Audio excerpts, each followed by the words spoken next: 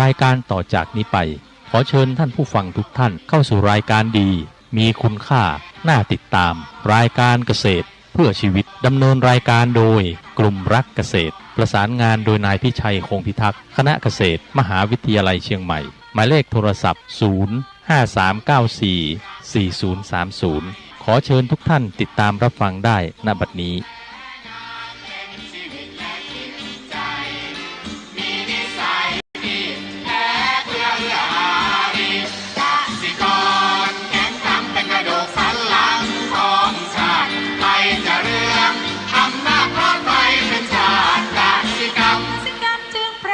เป็นหลักเมือนอาชีพสำคัญผู้ไทยวิไลศรีใครจะเก็บใครจะแข็งแรงทวีสวัสดีครับท่านผู้ฟังพบกับรายการเกษตรเพื่อชีวิตสำหรับวันนี้เสนอเรื่องตัวเตือนตอนที่3ก่อนเข้าสู่รายการก็มีธรรมะมาฝากท่านผู้ฟังหัวข้อจากหนังสือพจนานุกรมพุทธศาสตร์ฉบับประมวลศัพท์เรียบเรียงโดยเทพเวทีประยุทธ์โตมหาจุฬาลงกรณราชวิทยาลัยพิมพ์เผยแพร่ปี2533หัวข้อธรรมะวันนี้คือนิสัยคำว่านิสัยแปลว่าที่พึ่งที่อาศัยเช่นขอนิสัยในการอุปสมบทนะขอให้ท่านเป็นที่พึ่งที่อาศัยของตนทำหน้าที่ปกครองสั่งสอนในการศึกษาอบรมอันนี้อาจารย์ผู้ให้นิสัยก็จะรับหน้าที่เป็นที่พึ่งที่อาศัยปกครองและแนะนำในการศึกษาอบรมความหมายที่สองนิสัยก็คือปัจจัยเครื่องอาศัยของบรรพชิต4อย่างคือจีวรบาทเสนาสนะคีลานเภสัช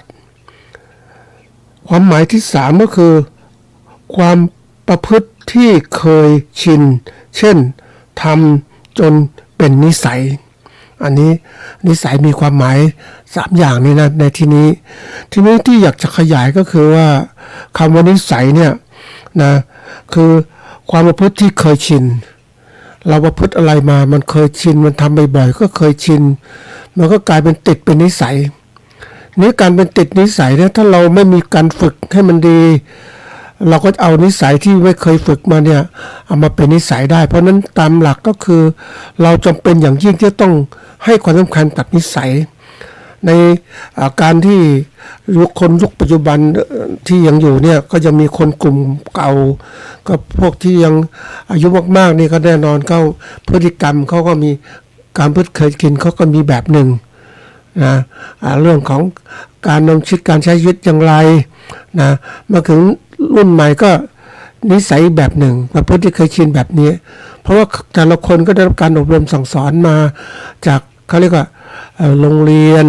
สังคมสิ่งแวดล้อมต่างๆก็ทำให้พฤติกรรมของคนก็แตกต่างกันไปนะทีนี้เราเองในฐานะที่จะต้องเข้าใจหลักการประพฤติของเราที่มันถูกต้องถ้าเราฝึกอย่างถูกต้องเนี่ยไว้ดีกว่านะหาทางที่ถูกต้องอย่างกรณีของความมีสัมมาคารวะนะผู้เคารพผู้หลักผู้ใหญ่เนี่ยอย่างคนญี่ปุ่นก็ฝึกตั้งแต่เด็กๆทุกคนก็จะมีสัมมาคารวะนะความสุภาพอ่อนน้อมถ่อมตนนะแต่ถ้าเราคือสังคมมันฝึกเขาให้ความสำคัญเรื่องนี้มากเลยนะความสัมมาคารวะกับผู้มีอาวุโสต่างๆแต่สังคมไทยเดี๋ยวนี้มันก็ไม่ค่อยมีคนใส่ใจก็ปล่อยให้คนที่อยู่ในสังคมก็เป็นไปตามที่เขาอยากจะเป็นอยากเป็นแล้วก็เป็นไปอย่างเนี้ยแต่ว่าเป็นไปแล้วมันก็สร้างความเดือดร้อนให้กับเราได้นะท่านผู้ฟังเพราะว่าเราไม่ได้ใส่ใจเรื่องของนิสัยให้มากขึ้นกว่าเดิมเพราะนั้นวันนี้ถ้าเรานิสัยไม่ค่อยดีก็ต้องพยายามที่ตั้งเขาเรียกกรอบแห่งนิสัยเราก็ถูกฝึกมาให้มันดีขึ้นนะมันจะเป็นนิสัยที่ดีขึ้นนะทีนี้มันมีส่วนหนึ่งที่สำคัญมากนิสัยคือความพฤติที่เขาเรียกว่าทำจนเคยชินมันเนี่ยถ้าเรามีกำหนดใหม่ๆนะท่านผู้ฟังวิธีการก็บอกว่าการที่เราจะมีคุณภาพชีวิตที่ดีและความแข็งแกร่งทางเศรษฐกิจของประเทศนั้น ล้วนแล้วแต่เกิดจากคุณสมบัติของคนทั้งสิ้นมืออาชีพจะยึดมั่นในหลักการคือทัศนคตินะทัศนคติที่ดีคิดในทางบวกทางสร้างสรรค์จะนำมาซึ่งความประพฤตินะที่ดีทั้งการแสดงออกทางกายวาจาและใจและผลการแสดงที่ดีจะนำไปมาซึ่งผลสืบเนื่องที่ดีนั่นเองนะก็รวมความแล้วการสร้างคนเนี่ยนะก็คือว่าจะต้องมีทัศนคติที่ความรู้สึกที่มีต่อสิ่งใดสิ่งที่ดีแล้วก็ก่อให้เกิดพฤติกรรมและความพฤติดีตามมาพฤติกรรมที่ดีตามพฤติกรรมที่ดีทำแล้วก็จะเกิดผลสืบเนื่องที่ดีตามมาผลที่สืบเนื่องอาจจะมีผลที่ได้โดยตรงผลลัพธ์และผลกระทบที่เกิดขึ้นเพราะนั้นถ้าเราใส่ใจตรงจุดสำคัญที่สุดคือทัศนคติเป็นต้นกำเนิดของพฤติกรรมนะถ้าพฤติกรรมที่ดีมันต้องมาทัศนคติที่ดีเพราะนั้นเราต้องทุกคนต้องใส่ใจอย่างกรณีของการเป็นมืออาชีพเนี่ยเราก็ต้องใส่ใจในการฝึกตัวตนของเราเนี่ยมันเก่งขึ้นไม่ใช่ทำอะไรเดิมๆอย่างนี้มันก็เลยกลายเป็นว่านิสัยเคยชินเราก็จะบอกว่ามันถูกต้องแล้วนะมันถูกต้องเพราะอะไรเราคิดไปเองอะแต่ว่ามันอาจจะไม่ถูกต้องกับมาตรฐานสังคมที่ก็เปลี่ยนแปลงไปแล้วเพราะนั้นวันนี้เราจำเป็นอย่างยิ่งที่ต้องมองสังคมด้วยว่าสังคมมาคิดอย่างไรมาตรฐานของเรามักจะเข้าข้างตัวเองเสมอแล้วท่านผู้ฟังว่าเรานั้นถูกต้องเราคิดเราดีเราเก่งมันเป็นทิฏฐิมานะความถือตัวทุกตนที่เกิดขึ้นกับตัวเองในการที่เราจะถือว่าเราเก่งนะเราดีเพราะเราทำมาเยอะเรามีอายุมากแล้วยิ่งคนมีอายุมากนี่พูดยากเหมือนกันนะท่านผู้ฟังเตือนยากเหมือนกันเพราะว่าความถือเนื้อถือตัวทุกตนว่าฉันเห็นโลกมาก่อนอย่างเงี้ยฉันเก่งฉันดีจะถามว่าเฮ้ยเป็นใช่หรือเปล่าก็เหมือนกับพบเกษตรกรนะโอ้ยฉัน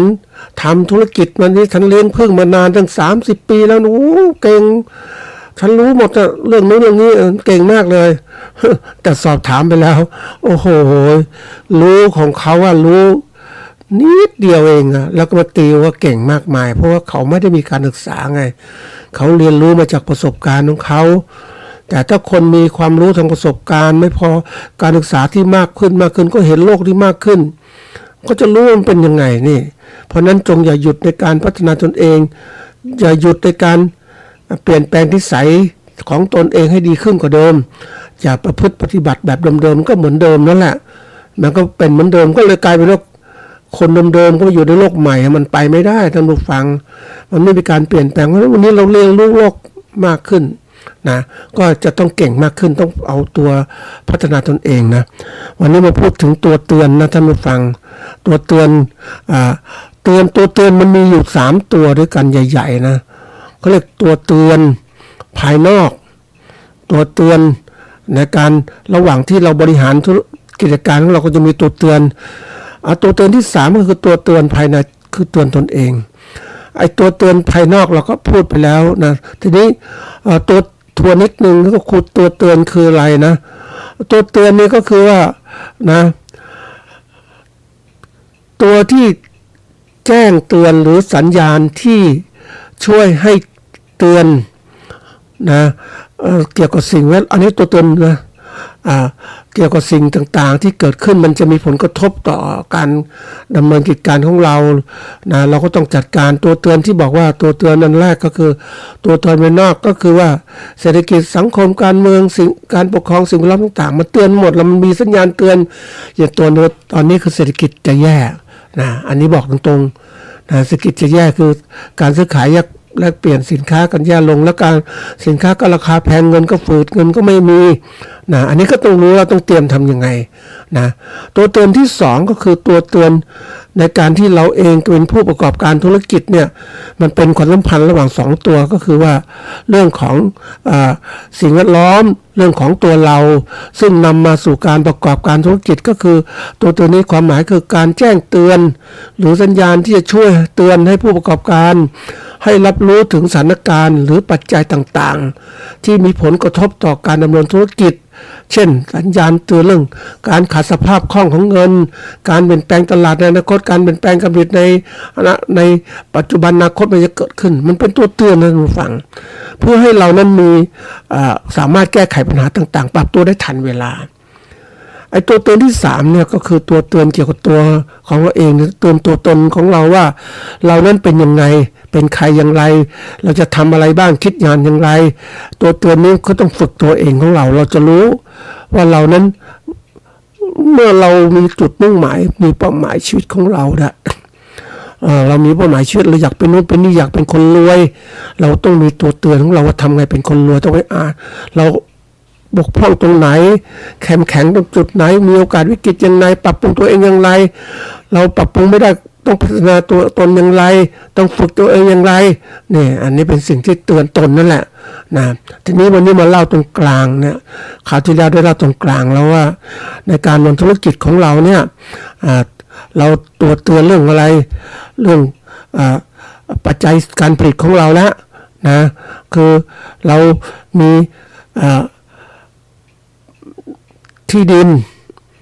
ทุนแรงงานการประกอบการและเป็นอย่างไรทุนเรามีเงินพอไหมอะไรไหมอันนี้ตัวเตือนฝ่ายการเขาเรียก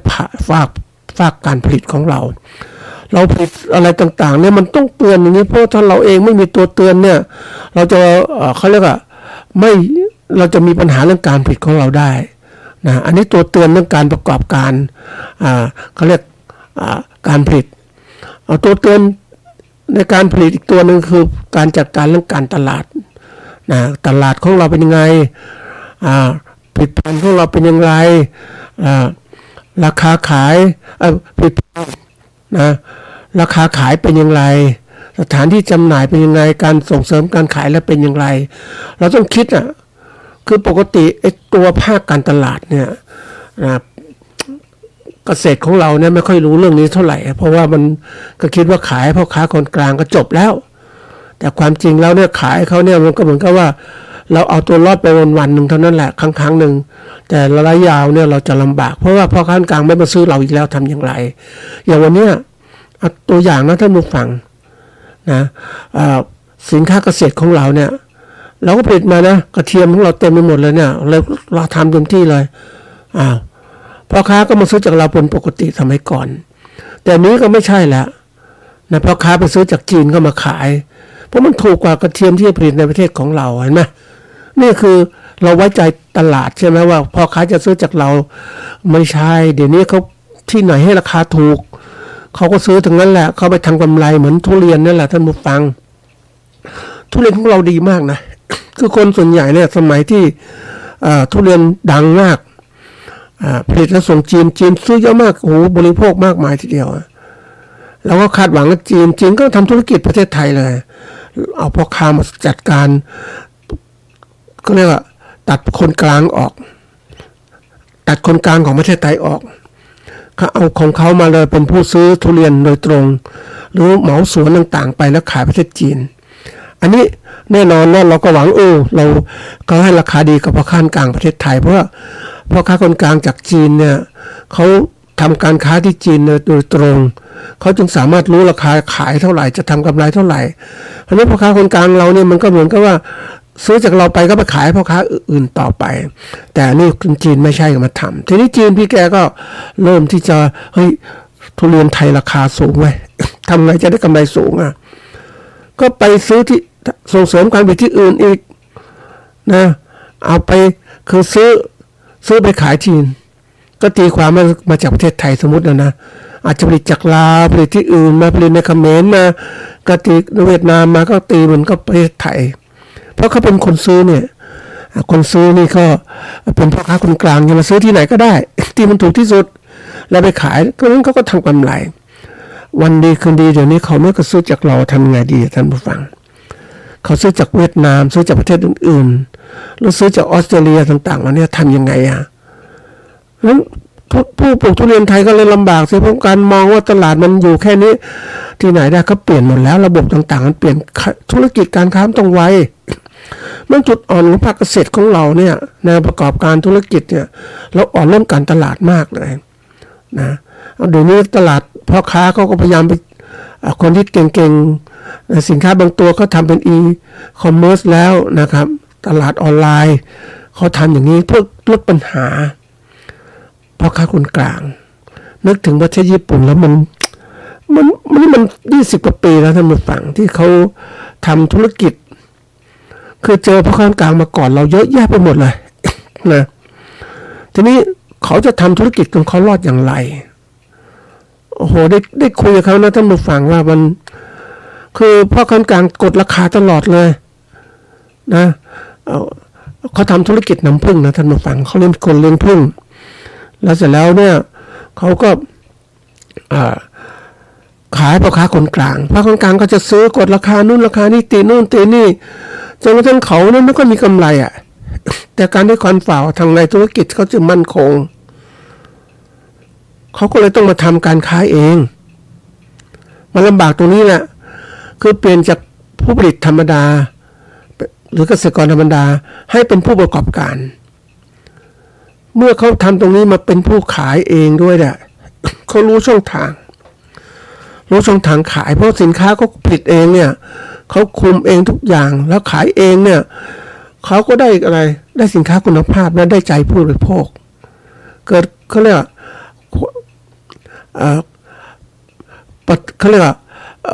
การบริหารความสัมพันธ์ของลูกค้ามันเกิดขึ้นตรงนี้แหละแล้วลูกค้ามั่นใจว่าคนนี้ผลิตได้ดีปุ๊บทีนี้การที่จะค้าขายเนี่ยมันแน่นอนว่าคนส่วนใหญ่ชอบที่จะเขาเรียกว่าซื้อมีเงินซื้อสินค้าก็ได้เลยนะคนส่วนใหญ่จะคิดอย่างนั้นแต่บางทีเนี่ยถ้าต้องการสินค้าคุณภาพเนี่ยต้องอะไรรู้ไหมต้องเขาเรียกว่าจองก่อนนะเดี๋ยวนี้มีที่ไหนก็ร้านค้าแล้วมีเนาะในตัวเมืองเชียงใหม่ก็มีประเภทที่เรียกว่ามีสินค้าเขาเรียกว่าสินค้าจองอย่างคุณจะกินอะไรที่คนสั่งเยอะๆเนี่ยคนกินเยอะเป็นลูกค้าเต็มหมดเลยคุณต้องเขาเรียกว่าต้องรับบัตรคิวเดี๋ยวนี้มันมีร้านอาหารอย่างเงี้ยอาหารอร่อยอย่างเงี้ยคนก็เยอะมากเลยนี่คนก็อยากจะกินนะก็ไปจะเดินเข้าร้านเดินเข้าก็ซื้อไม่ได้เขาไม่ขายเพราะว่าคุณไม่มีคิว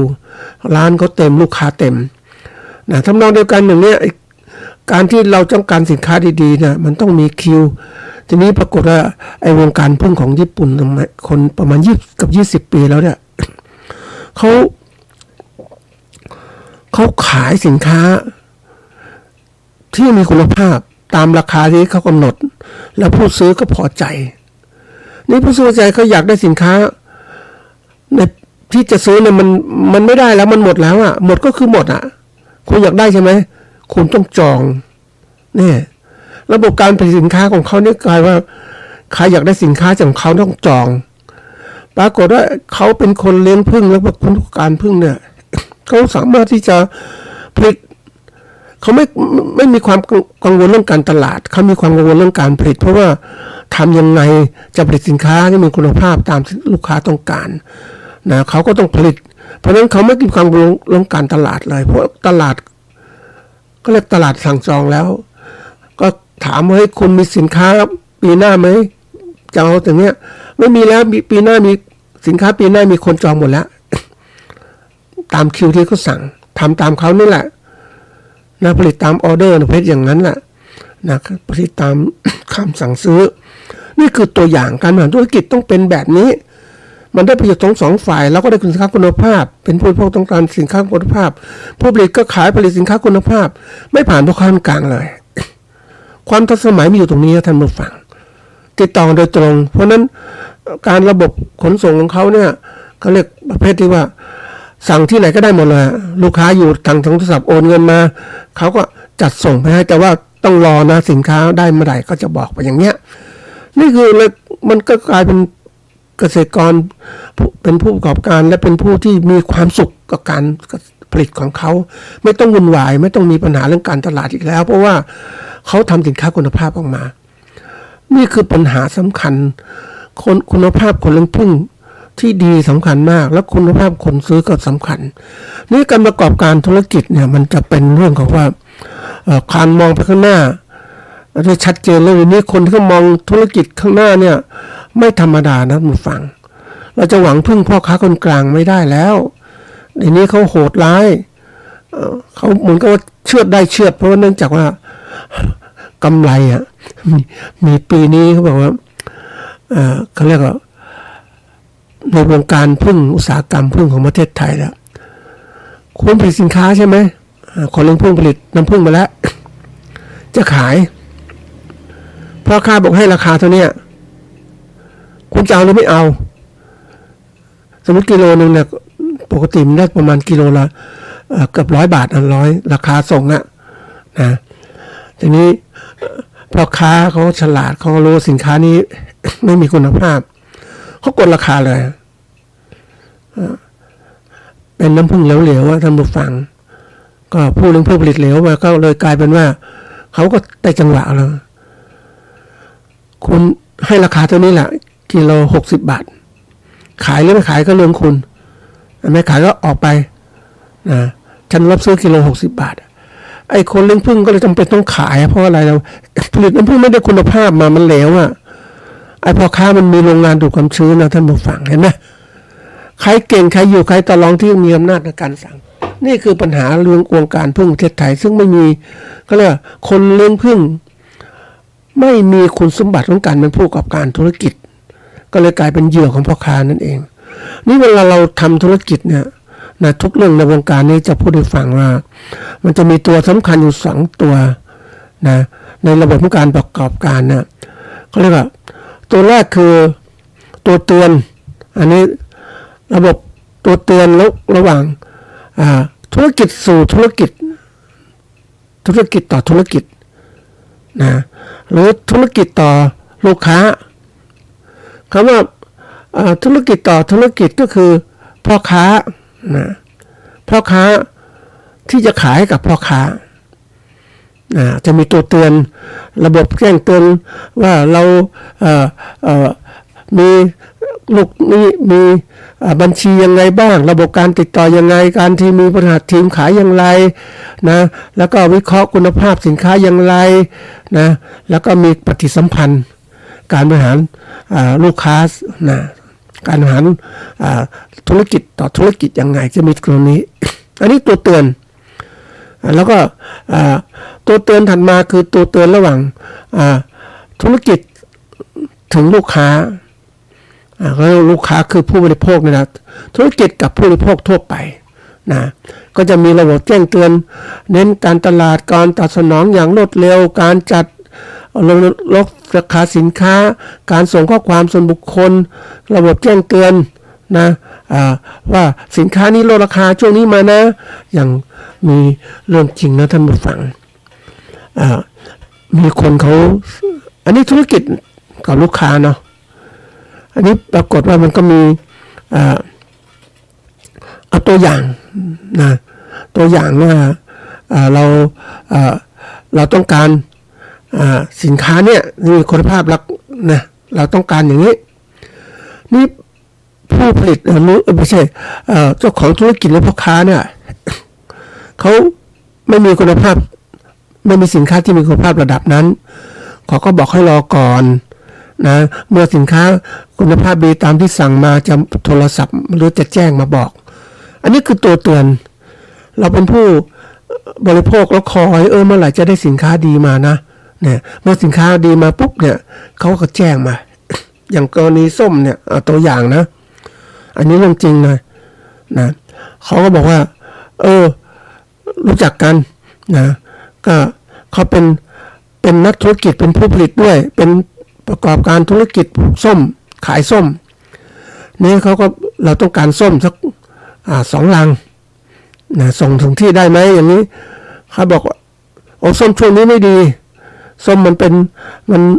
เนื้อไม่แน่นแล้วก็น้ำไม่ดีเลยยังไม่มีหรอกเดี๋ยวมีจะส่งมาบอกนะมีให้คอยไปก่อนเนี่ยแล้วเมื่อถึงเวลาสินค้าดีสินค้าส้มมาแล้วเรียบ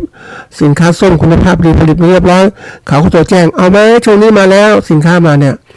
นะ เราก็สั่งแล้วก็ได้สินค้าดีตามที่กำหนดด้วยนะนี่คือตัวอย่างของการประกอบการธุรกิจสมัยใหม่ซึ่งผู้ผลิตเนี่ย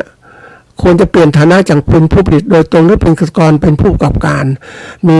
เขาเรียกมีการบริหารลูกค้าอย่างไรนะก็คอยไปดูโรงงานเขานะท่านผู้ฟังก็ถือว่าใช้ได้ทีเดียวอะเป็นผู้ผลิตส้มแนวหน้าเลยทำทุกอย่างกับส้มนะก็เป็นตัวอย่างในการที่จะให้เราดูว่าถ้าเราอยากจะเป็นผู้ผลิตแบบนี้เราต้องเปลี่ยนฐานะความรู้ของเรานะให้มันดีขึ้นเปลี่ยนตัวตนของเรามันดีขึ้นไม่ใช่ว่าเป็นเกษตรกรผู้ปลูกส้มธรรมดาแล้วก็ถึงเวลาก็ขายพ่อค้าแค่นี้เองแล้วก็ได้กำไรไม่มากเหมือนกับชาวสวนนะมันก็หนักใจเหมือนกันนะท่านผู้ฟังเพราะว่า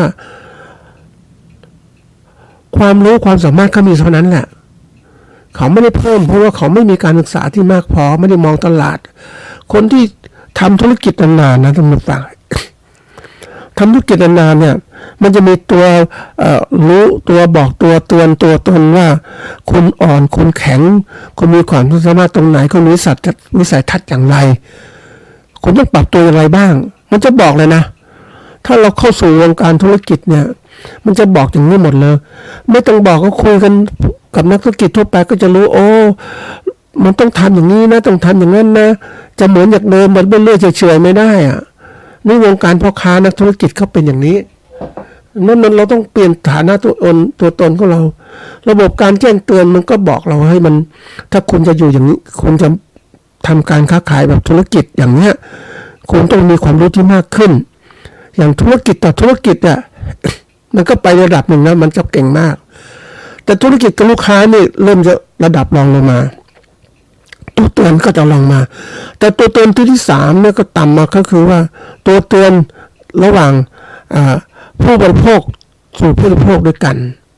อันนี้ก็เป็นการถ่ายทอดความรู้ระหว่างกันนะอย่างคนได้สินค้าดีได้ส้มมาดีคุณภาพดีกินอร่อยก็ไปคุยกับเพื่อนก็อยากว่านี่เป็นยังไงจะซื้อที่ไหนยังไงเนี่ยมันก็เริ่มกระจายลูกค้ามากขึ้นอันนี้เป็นตัวเตือนนี้ก็เป็นคำพูดหรือสื่อที่บอกกล่าวว่าเฮ้ยสินค้านี่ดีอย่างนี้นะคุณไปซื้อนะเป็นเรื่องที่น่าคิดนะท่านผู้ฟังในระบบนี้ก็ว่าระบบการเตือนเนี่ย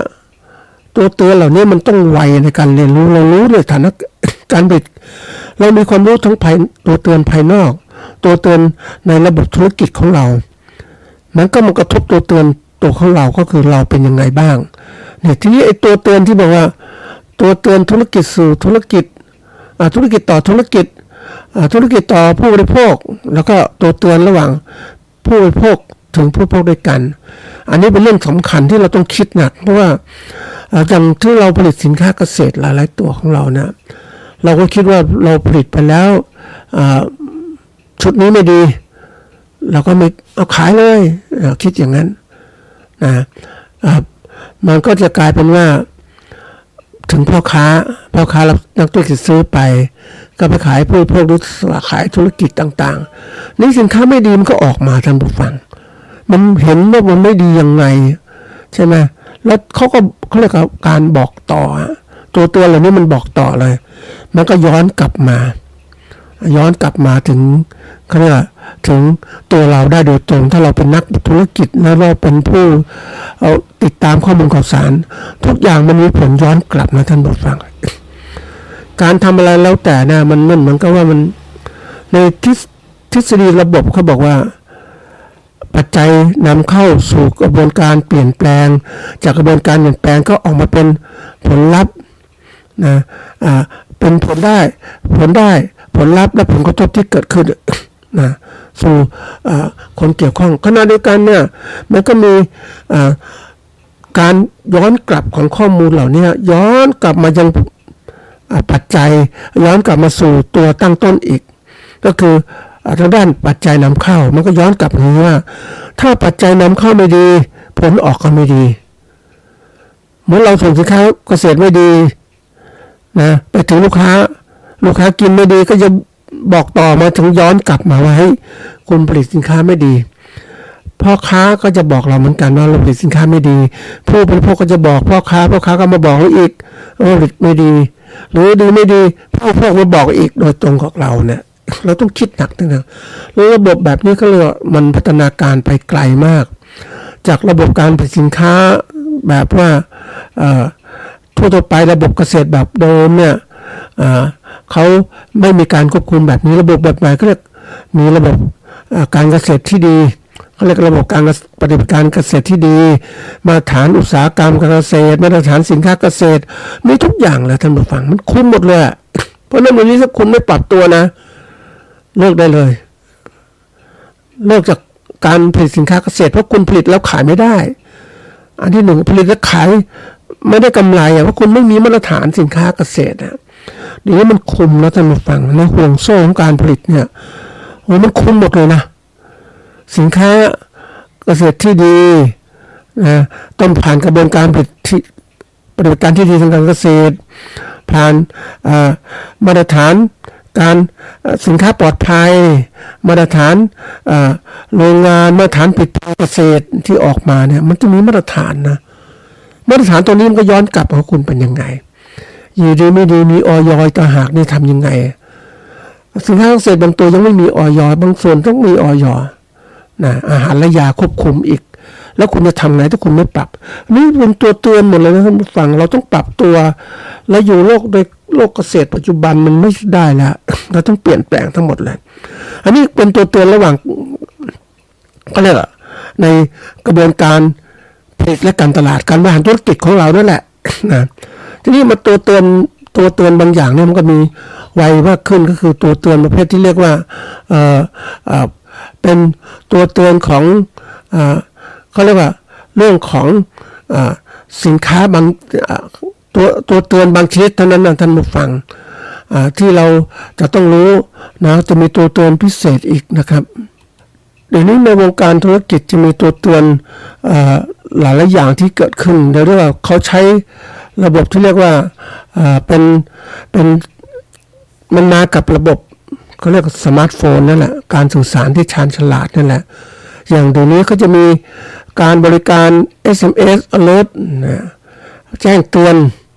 บางสิ่งบางอย่างที่เกิดขึ้นนะในการดำเนินธุรกิจต่างๆมันมีหมดนะท่านผู้ฟังในเนี่ยเขาใช้ตัวนี้แจ้งเตือนนะแจ้งเตือนเรื่องการที่ว่าบริการตัวเนี้ยอย่างแจ้งเตือนข้อมูลสำคัญ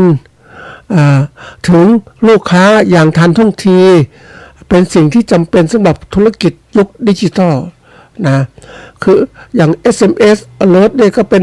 บริการที่ช่วยให้ธุรกิจส่งข้อความแจ้งเตือนถึงมือถือลูกค้าโดยตรงนะแต่หลายคนอาจจะยังไม่รู้ว่านะ SMS alert คืออะไรนะเดี๋ยวนี้มันจะมีระบบอย่างเนี้ยแจ้งแล้วมันแจ้งโอ้โหเยอะแยะไปหมดเลยไปดูระบบที่เรียกว่าตัวอย่างนะอยากกินอาหารพิเศษนะเราก็ไปที่ร้านเนี่ยโหคนเต็มมากเลยไม่มีที่นั่งเขาให้บัตรคิวมาปุ๊บนะแล้วเขาจะเรียกมาทางโทรศัพท์นะเมื่อประมาณรอสัก30 นาทีไปแล้วเนี่ยเรียกมาถึงคิวไปแล้วนะอย่างเนี้ยก็นี่อย่างนี้มันจะมีตัวนี้ไหมว่าตัวแจ้งเตือนจากธนาคารจากการค้าต่างๆอีคอมเมิร์ซใช้มากจริงๆแหละอย่างเดี๋ยวนี้บางธนาคารเนี่ยแจ้งเตือนลูกค้าอย่างเดี๋ยวนี้เขาคนใช้ไอ้พวกของขายตัดผ่าน QR code พวกจ่ายเงินผ่านมือถืออย่างเงี้ยเดี๋ยวนี้มันมีหมดนะท่านผู้ฟังแล้วไม่พอเวลาเราถอนเงินธนาคารก็แจ้งเงินโทรศัพท์ด้วยส่งไปจากไลน์เนี่ยไลน์ธนาคารก็แจ้งบอกว่านี่นะ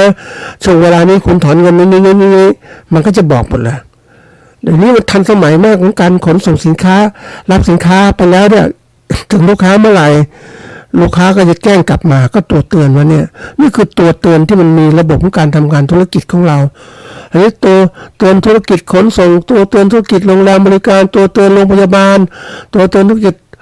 ธนาคารอันนี้มีหมดเลยนะท่านผู้ฟังเราจะต้องใช้ต้องรู้จักมันเป็นไงบ้างทีนี้มันก็มีบริการมากมายทีเดียวเลย นะเราก็ต้องคิดนี่วิธีพัฒนากลยุทธ์การตลาดโดยใช้การแจ้งเตือนแบบตัวเตือนเนี่ยมีการใช้มากจริงๆนะอย่างตัวเตือนว่าสินค้าที่เราต้องการมาแล้วนะสั่งได้เลยหรือเราเป็นเขาเรียกว่าเราเป็นลูกค้าประจำกันเนี่ยนะเขาจะถึงเวลาปุ๊บมันบอกนี่สินค้าช่วงนี้ลดราคานะมาซื้อได้เลยนะอย่างนี้ช่วงนี้เป็นช่วงโปรโมชั่นในการที่จะลดราคา 30% 50% แล้วแต่ละเชิญมาเลยอย่างเนี้ยนี่มันเยอะแยะไปหมดแล้วเดี๋ยวนี้ตัวเตือนเหมือนกันถ้าเราระบบธุรกิจเกษตรเราก็สามารถใช้ตัวเตือนเราผลิตสินค้ามาแล้วเนี่ยคนสุดท้ายคนนั่นมาฟังเรามันเป็นความก็เลยเราไม่ใส่ใจเรื่องการค้ามันก็เราทำให้อ่อนแอคนที่ใส่ใจธุรกิจการค้าเขาจะมีอะไรรู้ไหมเขามีลูกค้าสัมพันธ์แผนกเรียกแผนกลูกค้าสัมพันธ์เก็บข้อมูลลูกค้าไว้นะถึงเวลาจะแจ้งไปว่าช่วงนี้มีสินค้าลดราคาช่วงนี้มีเขาเรียกว่าคุณภาพสินค้าดีมีคุณภาพมาแล้วนี่ก็จะแจ้งอย่างนี้เราเองถ้าสมมุติเราเป็นผู้ผลิตนะจากผู้ผลิตสินค้าเกษตรเราเป็นผู้ประกอบการแล้วคนต้องมีลูกค้าของเราด้วยลูกค้าของเราเนี่ยที่ซื้อสินค้าระบบการจากเราก็จะเป็นพ่อค้าคนกลางคนที่หนึ่งนะที่เราจะมักจะติดต่อคือพ่อค้าซื้อสินค้าจากเราเยอะๆอย่างนี้นะตัวที่สองนะก็คือผู้บริโภคนะทีนี้คนส่วนใหญ่พวกเกษตรกรส่วนใหญ่เนี่ยจะบันทึกเฉพาะพ่อค้าที่ซื้อสินค้าจากเขาเพราะฉะนั้นแหละแต่ถ้าเรามีผู้ประกอบการพวกเราจะมี รายชื่อพ่อค้าที่ซื้อสินค้าจากเราจะมีลูกค้าต่างๆพรรคพวกที่ซื้อสินค้าไปเยอะแยะไปเนี่ยนะเราก็จดชื่อมีตัวอย่างนะท่านผู้ฟังอย่างนักธุรกิจคนหนึ่งเขาเรียกเป็นผู้รับเหมาก่อสร้างเป็นมีพรรคพวกเยอะแยะเลยนะเสร็จแล้วก็มาทำสวนลำไยเนี่ยรู้สึกจะประมาณสัก14-15 ไร่มั้งนะเขาขายเองมันมาฟังเขาก็ใช้วิธีการโทรบอกพวกนี่ลำไยเราออกช่วยซื้อหน่อยสินี่ซื้อสิขายหมดจริงๆนะท่านผู้ฟังแล้วพวกนี้เขาก็มีเงินน่ะแล้วเขาต้องการสินค้ารู้ว่าพวกตัวเองผลิตลำไยดีมีคุณภาพก็สั่งซื้อโอ้เขาคุยฟังว่ามาต้นมันขายได้ประมาณ15,000 บาทนะ10,000 กว่าบาทนะ12,000 บาทอย่างนี้นะต่อต้นโอ้โหมันคุยถึงเรื่องนี้แล้วมันแหมรู้สึกว่าเราเทียบกับเขาไม่ได้เลยอะแต่เขาขายได้ดีนะท่านผู้ฟังเพราะว่าเขาทำตนเหมือนกับเป็นผู้ประกอบการแล้วขายสินค้าตรงให้กับผู้บริโภคที่เป็นพรรคพวกด้วยกันเนี่ยเพราะฉะนั้นสินค้าดีมีคุณภาพเขาก็สั่งต่อนะกลายเป็นว่าเขาสามารถขายสินค้าตลอดทั้งปีได้สบายๆก็ไม่มีปัญหาเรื่องการตลาดเลยท่านผู้ฟังเพราะการพลิกผันตัวเองมาสู่ระบบการแบบนี้แล้วก็มีเขาเรียกบันทึกมีพวกเยอะแยะเพราะการเป็นนักก่อสร้างมันก็แน่นอนพวกเยอะแยะระดับนักธุรกิจตรงนั้นก็เยอะโทรศัพท์บอกว่าช่วยซื้อลำไยหน่อยก็ซื้อกันแล้วนะก็ไปเห็นเขาขายท่านผู้ฟังโอ้โหมันคำสั่งซื้อมาปุ๊บหักลำไยส่งแพ็คส่งบอกมันง่ายขนาดนี้เหรอเนี่ยนี่ตลาดยุคใหม่มันง่ายแล้วยิ่งขนส่งเดี๋ยวนี้มันง่ายสั่งมารับเลยอย่างเนี้ยส่งถึงผู้บริโภคโดยตรงอันนี้คือตัวอย่างที่เรียกว่าการมีรายชื่อของลูกค้าที่อยู่ในมือของเรานะเราจะต้องเขาเรียกรู้จักระบบการตลาดแบบใหม่นะก็ยอมรับว่าเขาเก่งมาทำการเกษตรแบบที่เป็นคนมีความรู้ท่านผู้ฟังเพราะนั้นไม่มีปัญหาเรื่องการตลาดเลยนะระบบจะก็เก็บข้อมูลแต่ละคนพรรคพวกแล้วก็จัดการส่งสินค้าไปมีก็เรียกการที่มีความสัมพันธ์ระหว่างลูกค้าภาษาอังกฤษเรียกว่า customer relation management เนี่ยอันนี้สำคัญนะท่านผู้ฟัง เขาเก็บข้อมูลทุกอย่างแล้วลูกค้าก็รับสินค้าไปแล้วก็ย้อนกลับมาสินค้าดีไหมไม่ดีก็พูดมาโทรศัพท์ อันนี้ทุกอย่างแหละยิ่งตอนหลังๆเนี่ยเขามีไลน์เนี่ยโอ้มันโทรศัพท์มันผ่านมาไลน์กลุ่มพักพวกสมมติว่ามีลูกค้าพักพวกอยู่ประมาณ100 คนอย่างเงี้ยเฮ้ยส่งไปในไลน์กลุ่มบอกว่าเฮ้ยนี่นะลำไยเราออกแล้วราคาเท่านี้นะลูกถ่ายรูปส่งไปเลยใครจะเอาบ้างเนี่ยอย่างเงี้ยนี่คือตัวอย่างท่านผู้ฟังในระบบที่เราต้องรู้จักใช้อ่ะเขาเรียกว่า ใช้สมาร์ทโฟนไม่ใช่ว่าเรามีสมาร์ทโฟนเล่นไลน์เล่นอะไรเฉยๆไม่ได้เราต้องรู้จักทำการค้าเดี๋ยวนี้คนก็ใช้ตัวนี้ได้เยอะมากนะท่านผู้ฟังผู้ที่ประกอบการอย่างที่ส่วนส้มที่คุยให้ฟังเนี่ยนั่นคือตัวอย่างของคนที่เล่น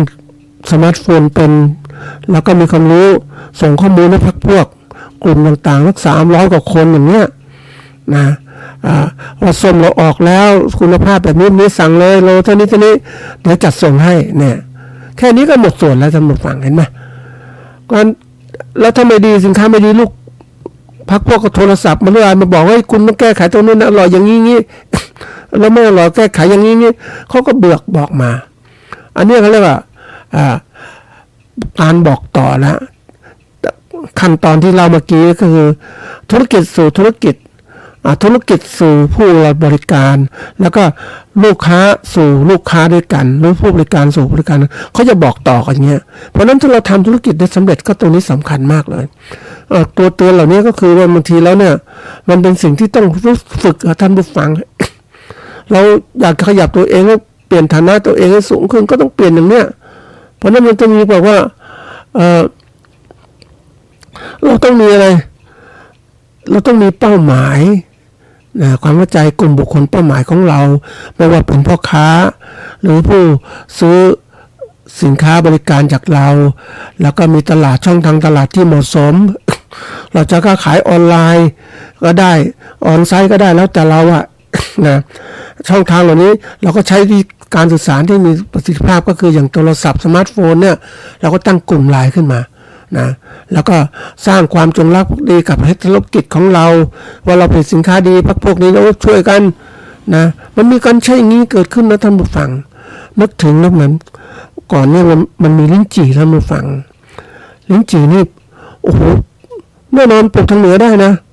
ทีนี้ลิ้นจี่เนี่ยมันปลูกที่เพชรบูรณ์ นะแล้วไอ้กลุ่มที่ทำเนี่ยเป็นกลุ่มที่รู้จักกันก็บอกเฮ้ยลิ้นจี่เขาเนี่ยโล150นะเอาไหมสั่งมาส่งโดยตรงเลยถึงเนี่ยไม่รู้ยังไงไหวท่านผู้ฟังไม่ต้องวางตลาดสินค้าดีมากๆเลยดีแล้วก็แพงด้วยแต่เราก็ซื้อเพราะว่าเราไม่ต้องการแบบลิ้นจี่แบบโดมๆนี่มันโอ้ไม่อร่อยอันนี้มันอร่อยก็ยอมจ่ายอันนี้แบรนด์เขาเรียกความใส่การที่เรามีสร้างความจงรักภักดีเกิดขึ้นกับลูกค้าของเรามันจะเป็นแบบ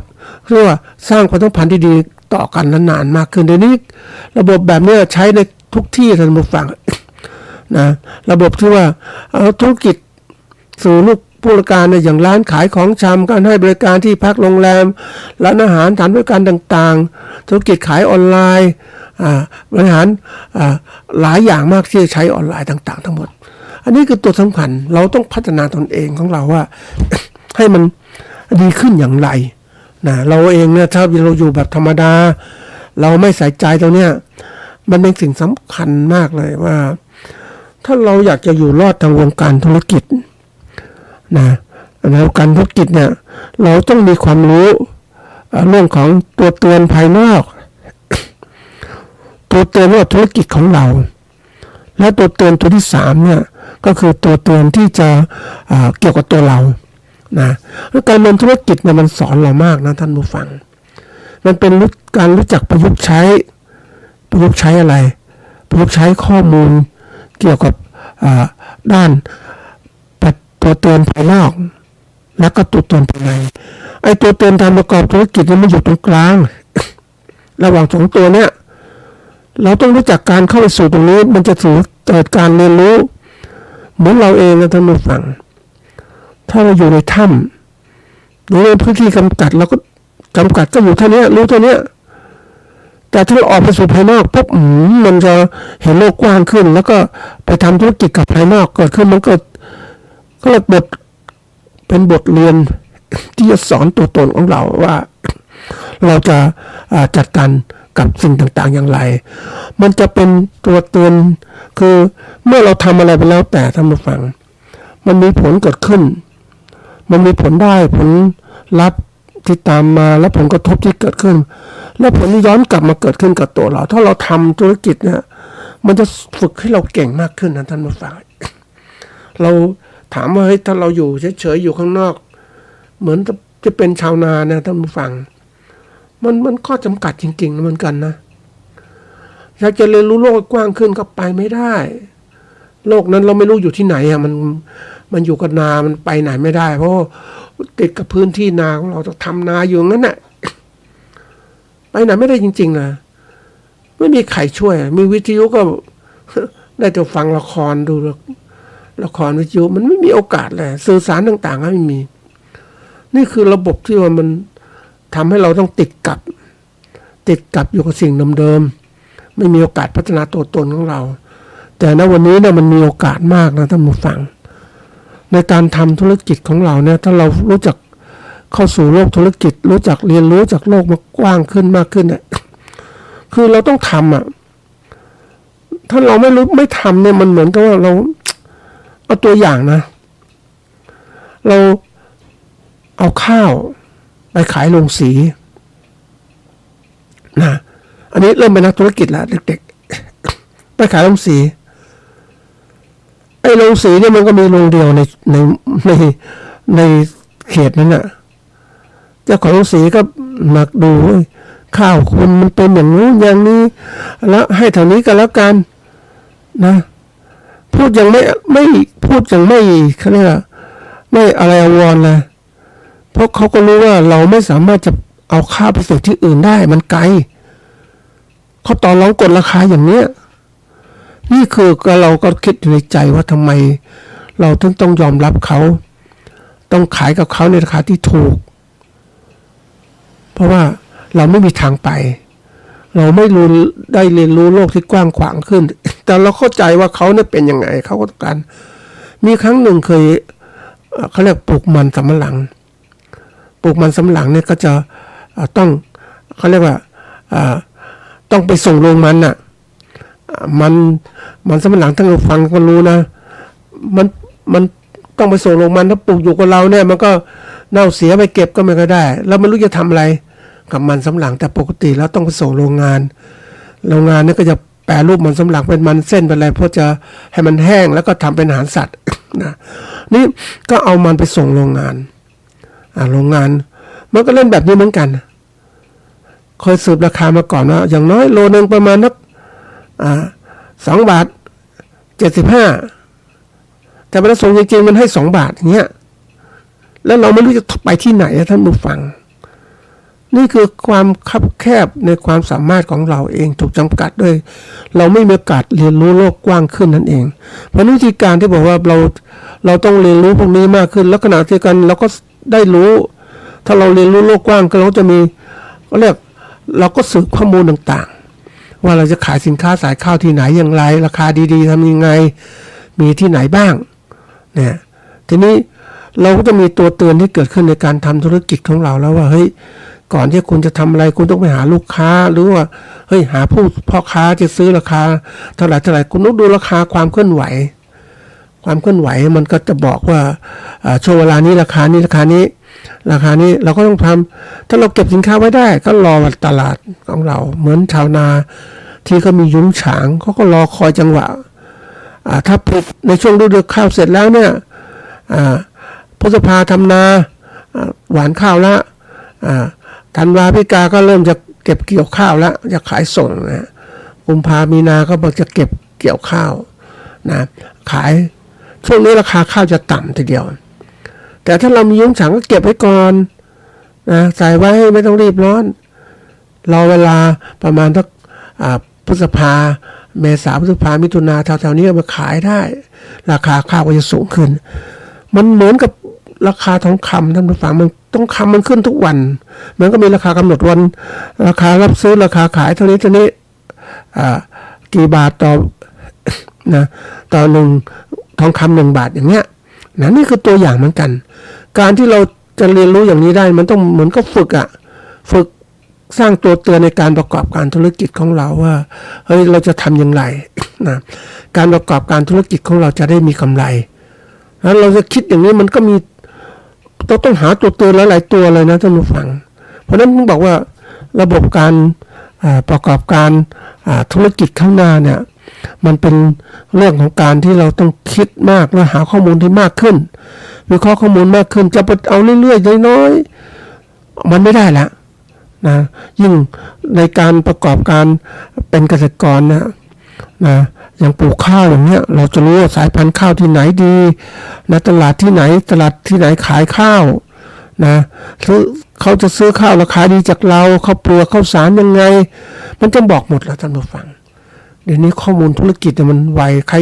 ใครได้ก่อนรู้ก่อนเนี่ยโอกาสสำเร็จได้มากกว่ากำไรได้มากกว่าถ้าเราไม่รู้เลยเนี่ยมันเหมือนกับศูนย์เลยนะท่านผู้ฟังลำบาก